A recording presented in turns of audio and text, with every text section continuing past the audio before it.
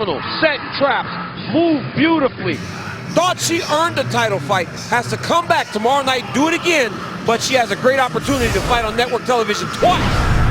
Yeah, but it's not an easy fight. She's Juliana Pena, who does not care who she's facing. She's very adamant about saying, I fear no fighter. She comes out with that mentality. She chases you right to the center of the octagon, looks for underhooks, and is looking to drag you to the mat and grind the energy out of you. That's something that Juliana Pena has been able to do with everybody so far. You think she can do it again? I don't know. I think that both of these ladies are polar opposites, both in personality and in octagon, and that's just going to leave for a great fight, and so I'm just looking forward to seeing it. Dominic, an intriguing and critical co-main event, as still undefeated at welterweight. Donald Cerrone looks to continue his trek to contention against the savvy veteran Jorge Masvidal. Yeah, I love this matchup because both these guys are seasoned strikers, and they're not just seasoned in experience and how many fights they have in the UFC and how many fights they have in general. I mean, Masvidal has over 40 fights, not to count the ones that he's had in street fights. Cerrone, close to the same, but they also choose and change their style according to who they're facing. They're very technical with how they decide to land their strikes, and they always keep their balance, which always keeps their power underneath them with their feet underneath them at the same time. The thing that gets me very excited about this fight is both of these guys want to fight each other. They couldn't get locked in the octagon faster. They want to fight each other right now. Tomorrow night, they finally get the opportunity. All the talk is done. They get to settle the score inside the octagon. And of course, before the actual fight, we have the inconvenient truth.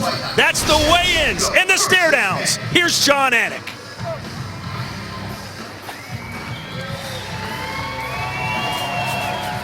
What's going on, Denver, Colorado? Great to be back in the Mile High City. Thank you all for coming to the weigh-in. How about a hand for the Octagon girls? Ariane, Brittany, Chrissy, and Vanessa. UFC President Dana White is in the building. Our talent relations team, Sean Shelby and Mick Maynard. All right, let's get things going. First up, UFC Fight Pass prelims. In the lightweight division, Jason Nakoya Gonzalez versus JC Superstar Cottrell. Jason started training MMA so he could beat up a bully. And look at him now, he's a contestant on the Tough 22 and fighting for the UFC. I bet you that bully's mad about it. Cool detail about him, his favorite submissions are banana splits and a twister. I wonder if he did that to the bully. You know what? JC Cottrell is a gamer. I talked to one of his training partners.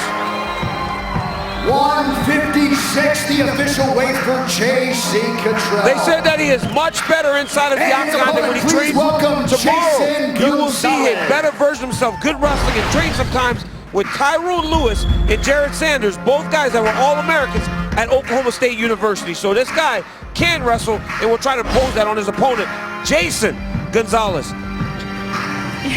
Again, Michelle, to your point. Sorry, I jumped the gun, but yeah, Jason started training MMA because he wanted to beat up a bully.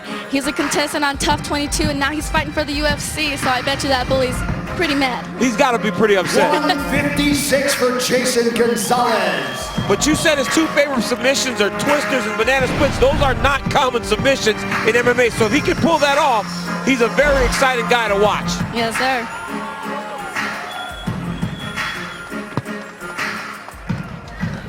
All right, moving on now to the featured bout of the Fight Pass prelims in the UFC flyweight division.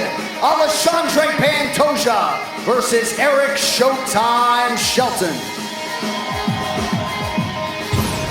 Eric Shelton recently competed on Tough 24. He was Team Benavidez then, so you know that he's probably got a guillotine that he was taught somewhere along the way.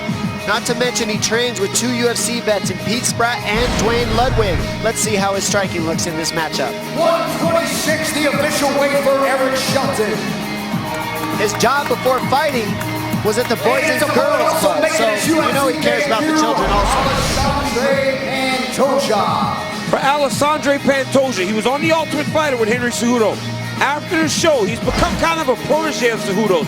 He's done everything with him, from training at CSA in Northern California to spending the last week at the Olympic Training Center in Colorado Springs. 126 for Alexandre Pantoja. Henry said this morning he wanted to show him a higher level of athletics, and if that doesn't motivate him, he doesn't know what will.